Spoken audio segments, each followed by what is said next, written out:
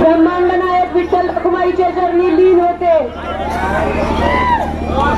आदरणीय भारतमातांना स्मरून तमाम मायबाप जनतेला वंदन करते. खऱ्या अर्थानं मी पहिल्याच दिवशी सांगितलं होतं की हा विजय कुठं एकट्या प्रणिता भालकेचा नाही तर तमाम पंढरपूरकरांचा आहे.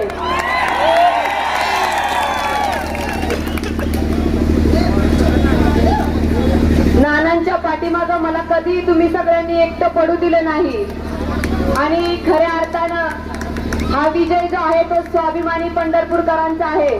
त्याचबरोबर माझ्या खांद्याला खांदा लावून लढलेल्या माझ्या प्रत्येक कार्यकर्त्याचा आहे. त्याचबरोबर पंढरपूर शहर असू द्या, ग्रामीण असू द्या, मंगळवेढा शहर असू द्या, ग्रामीण असू द्या, पंढरपूरच्या कवटोळीच्या पासून ते मंगळवेढ्याच्या पडोकरवाडीच्या टोकापर्यंतच्या प्रत्येक कार्यकर्त्यांना माझ्यासाठी इथं लढा उभारलेला आहे आणि हा जो विजय आहे तो मी सर्व पंढरपूरकर आणि तसंच माझ्यासोबत काम करणाऱ्या तमाम माझ्या कार्यकर्त्यांना समर्पित करते. आदरणीय नानांना समर्पित करते. नानावर प्रेम करणाऱ्या प्रत्येक वडीलधारी माणसाला माझ्यावर विश्वास ठेवून कुठेतरी समोर न येता सुद्धा माझ्या पाठीवरती भक्कमपणे आशीर्वादाचा हात ठेवणाऱ्या प्रत्येक ज्ञात अज्ञात व्यक्तीला हा माझा विजय समर्पित करते.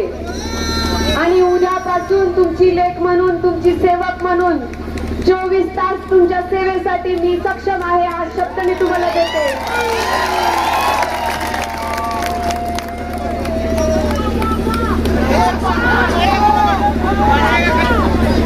भालके कुटुंबावर तुम्ही जे आम्हाला प्रेमाने आशीर्वाद दिले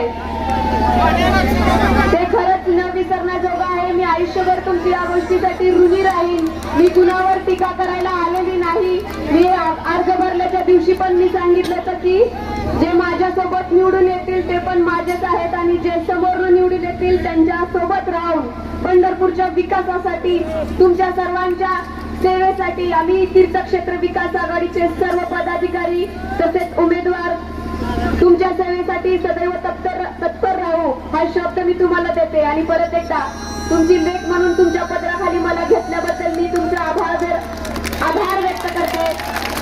आणि परत एकदा हा विजय आपल्या सर्वांचा आहे तर तुम्हा सगळ्यांना देखील मी या विजयाच्या शुभेच्छा देते आणि थांबते. धन्यवाद.